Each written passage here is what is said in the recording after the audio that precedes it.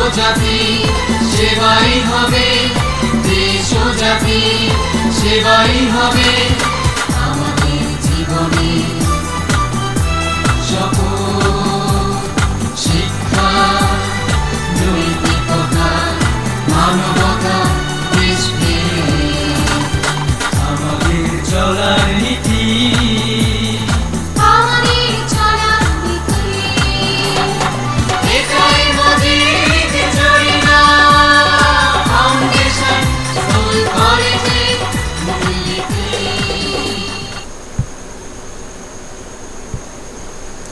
বিসমিল্লাহির রহমানির রহিম। আসসালামু আলাইকুম। প্রিয় শিক্ষার্থীরা, সবাই কেমন আছো? আশা করি সবাই আল্লাহর রহমতে ভালো আছো, সুস্থ আছো। সবাইকে ভিডিও ক্লাসে স্বাগত জানিয়ে শুরু করছি। আমি নাজমা আক্তার, সহকারী প্রভাষক, Mujibur foundation school and college, নর কলিকাতা, নড়িয়া, শরিয়াতপুর। বিষয় ভূগোল ও পরিবেশ, শ্রেণী নবম, অধ্যায় নবম। তোমাদের আজকের পাঠ হচ্ছে সম্পদ ও অর্থনৈতিক কার্যাবলী। আজকের পাঠের আলোচ্য বিষয় হচ্ছে শ্রেণী নবম শ্রেণীর নবম অধ্যায়ের সম্পদ ও অর্থনৈতিক কার্যাবলী। প্রিয় শিক্ষার্থীরা, তোমরা স্ক্রিনে কিছু ছবি দেখতে পাচ্ছ। এখানে বিভিন্ন কার্যাবলীকে তুলে ধরা হয়েছে।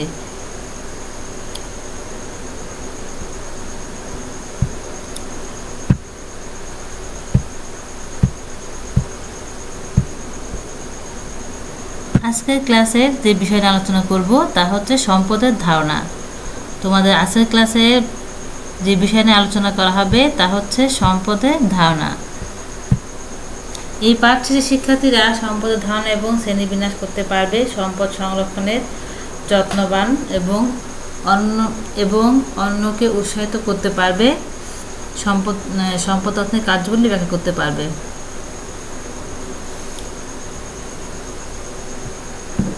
যেহেতু আজকের ক্লাসে আলোচনা বিষয় সম্পদের ধারণা, তাহলে আমরা দেখব যে সম্পদ কি। আগে দেখব আমরা যে সম্পদ কি। আজকের ক্লাসে আলোচনা বিষয় সম্পদের ধারণা, তাই আমরা দেখব যে সম্পদ কি। সম্পদ কি? এক কথায় বস্তুর কার্যকারিতাই সম্পদ। মানুষের অভাব বা চাহিদা সীমাহীন, কিন্তু যেসব দ্রব্য মানুষের চাহিদা মেটায় তার যোগান তুলনামূলকভাবে সীমাবদ্ধ। সুতরাং যেসব দ্রব্য মানুষের অভাব পূরণ করতে পারে সেসব দ্রব্য ক্রয় বিক্রয় করা যায়, অর্থাৎ অর্থমূল্য আছে, সেগুলোকে বলা হয় সম্পদ। তবে কোনো দ্রব্যকে সম্পদ হতে হলে তার বিনিময়ে অবশ্যই মূল্য থাকতে হবে। যেমন দেখো, বাতাস বা সূর্যকিরণ, যাদের অভাব পূরণের ক্ষমতা আছে কিন্তু বিনিময় মূল্য না থাকায় এদেরকে সম্পদ বলা যায় না। তবে পানির অভাব পূরণের ক্ষমতা আছে এবং পানির বিনিময় মূল্য আছে, তাই এটাকে সম্পদ বলা যায়, কারণ পানির উৎস সীমিত। এবার দেখো, সম্পদ হচ্ছে প্রকারভেদ। সম্পদ মূলত তিন প্রকার। সম্পদ কয় প্রকার? সম্পদ হচ্ছে তিন প্রকার। প্রাকৃতিক সম্পদ তিন প্রকার: প্রাকৃতিক সম্পদ, মানব সম্পদ, অর্থনৈতিক সম্পদ। প্রাকৃতিক সম্পদগুলোকে আমরা দেখি। প্রাকৃতিক সম্পদ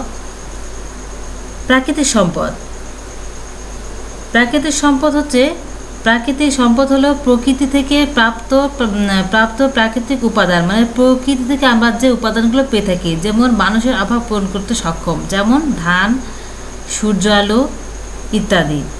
প্রাকৃতিক সম্পদ হচ্ছে আমরা প্রকৃতি থেকে পেয়ে থাকি এবং যা মানুষের অভাব পূরণ করতে সক্ষম।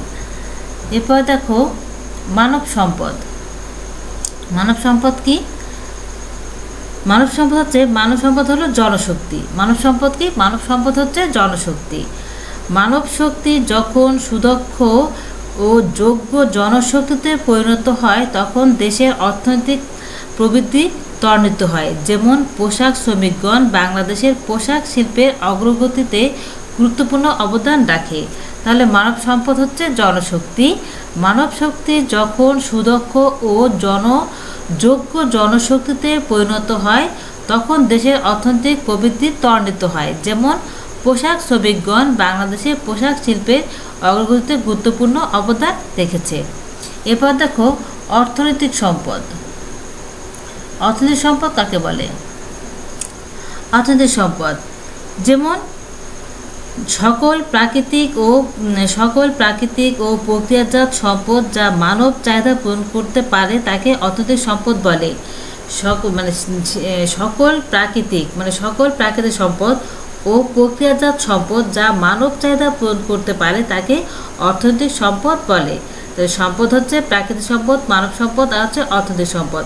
প্রাকৃতিক সম্পদকে আবার 3 ভাগে ভাগ করা যায়।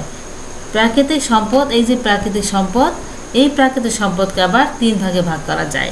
যেমন দেখো, নবায়নযোগ্য সম্পদ, অনবায়নযোগ্য সম্পদ, অন্যান্য সম্পদ।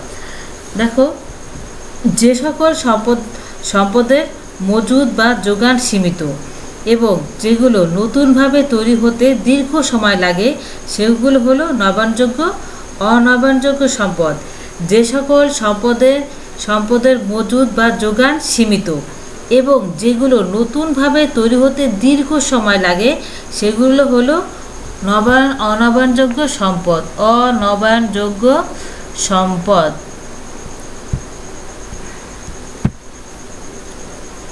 আচ্ছা, স্ক্রিনে তোমাদের একটা ছবি দেখানো হয়েছে, ছবিগুলো দেখে তোমরা তাহলে ভালো করে বুঝতে পারবা অনবায়নযোগ্য সম্পদ কি।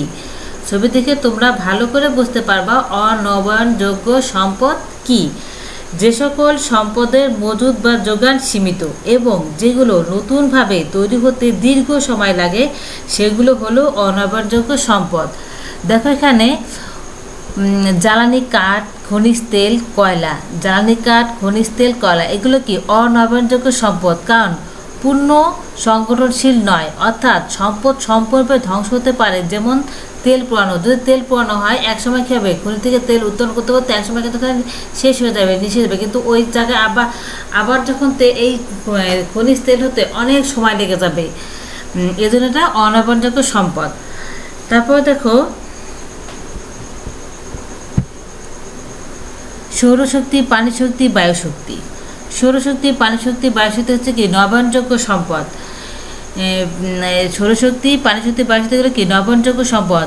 উপর সম্পদ হচ্ছে নবায়নযোগ্য সম্পদ, কারণ পূর্ণ সংগঠনশীল কিন্তু সময়ের ব্যবধানে বিশেষভাবে পরিবর্তনশীল। এগুলো কি সূর্যের আলোতে আবার সৌরশক্তি, সূর্যের আলোতে সৌরশক্তি। আচ্ছা, সৌরশক্তি আমাদের বিভিন্ন লাইট জ্বালাতে, ফ্যান চালাতে, এগুলো কাজে আমরা ব্যবহার করে থাকি। তো এগুলো কি পূর্ণ সংগঠনশীল। দেখো, যে সকল সম্পদ বারবার বা পুনরায় গঠনশীল এবং সময়ের ব্যবধানে বিশেষভাবে পরিবর্তনশীল তাদেরকে বলা হয় নবায়নযোগ্য সম্পদ। যেমন জলবিদ্যুৎ, পানিশক্তি, বায়ুশক্তি, সৌরশক্তি ইত্যাদি।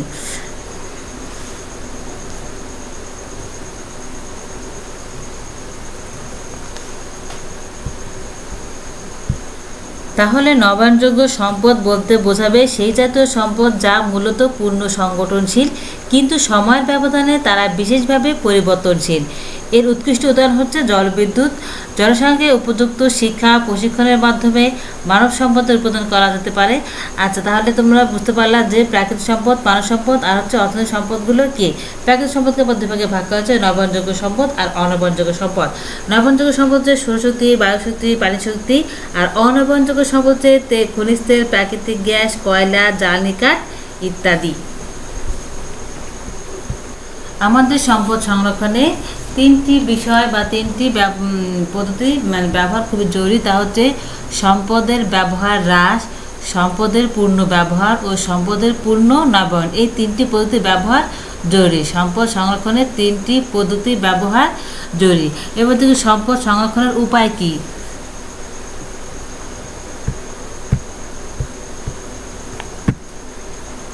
সম্পদ সংরক্ষণের উপায়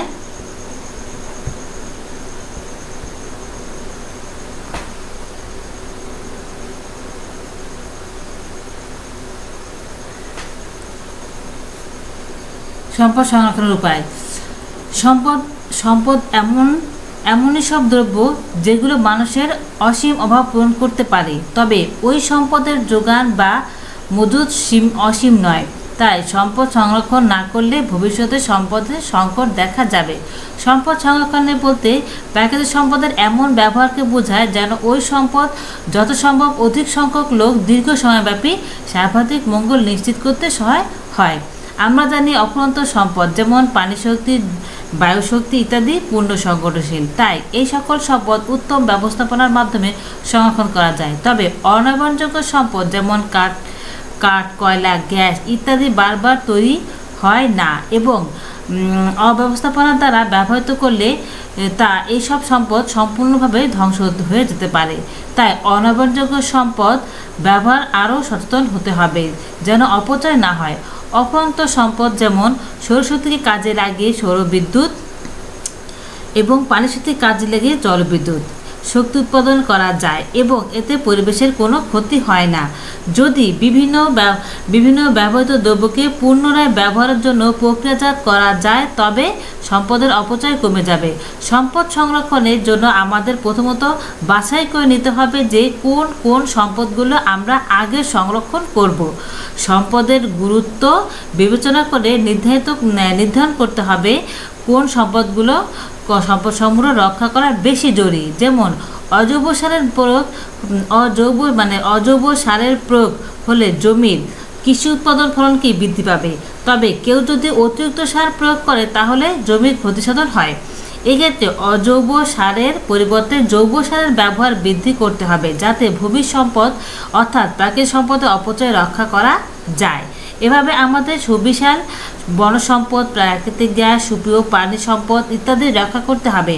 অন্যথায় ভবিষ্যতে এই সকল সম্পদের তীব্র সংকট দেখা যাবে। তাই বাংলাদেশে ভূমি, পানি, বিভিন্ন প্রাকৃতিক সম্পদ ও প্রাকৃতিক পরিবেশকে সংরক্ষণ করা উচিত। এ ব্যাপারে সবাইকে সচেতন হতে হবে। সম্পদ সংরক্ষণের যে বিষয়গুলো আমাদের সবথেকে বেশি নজর দিতে হবে তা হচ্ছে সম্পদ ব্যবহারের উত্তম ব্যবস্থাপনা অত্যন্ত জরুরি। পরিবেশসম্মত ব্যবস্থাপনা, নবায়নযোগ্য সম্পদের ব্যবহার বৃদ্ধি, বিভিন্ন ব্যবহৃত বস্তুকে রিসাইক্লিং করে পুনরায় ব্যবহার করা, একের পরিবর্তে অন্যটির গুরুত্ব অনুধাবনের সম্পদের উপযোগিতা বৃদ্ধি সম্ভব, সম্পদ ব্যবহারের অপচয় রোধ করা, সম্পদ ব্যবহারে সকলকে সচেতন হওয়া। যাচাই করো, এখানে তো তোমাদের যে বিষয়গুলো দেখবা সেটা হচ্ছে সৌরশক্তিকে কি শক্তি বলা হয়। সৌরশক্তিকে কি শক্তি বলা হয়? কোনটি খুব ধীর গতিতে সৃষ্টি হয়? কোনটি খুব ধীর গতিতে সৃষ্টি হয়? সোপান চাষ, শস্যাবর্তন ইত্যাদি কিসের নাম? সোপান চাষ, শস্যাবর্তন ইত্যাদি কিসের নাম?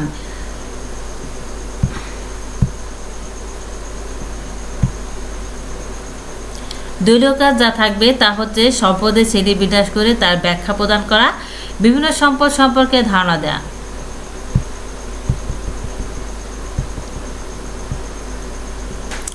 প্রিয় শিক্ষার্থীরা, তোমাদের এই বিষয় থেকে এই অধ্যায়ের এই অংশ থেকে তোমাদের বাড়ির কাজ যা থাকবে তা হচ্ছে নবায়ন ও অনবায়নযোগ্য শক্তির দুটি করে বৈশিষ্ট্য লিখো। নবায়ন ও অনবায়নযোগ্য শক্তির দুটি করে বৈশিষ্ট্য লিখো। দুটি করে বৈশিষ্ট্য অবশ্যই লিখবা। তাহলে তোমাদের এই যে তোমার এই অধ্যায় থেকে তোমাদের যে বিষয়ে ক্লাস নেওয়া হলো তা তোমরা যদি সেটা পাঠ্য বই দেখে একটু ভালো করে রিভিশন দাও তাহলে অবশ্যই তোমরা বের করতে পারবা।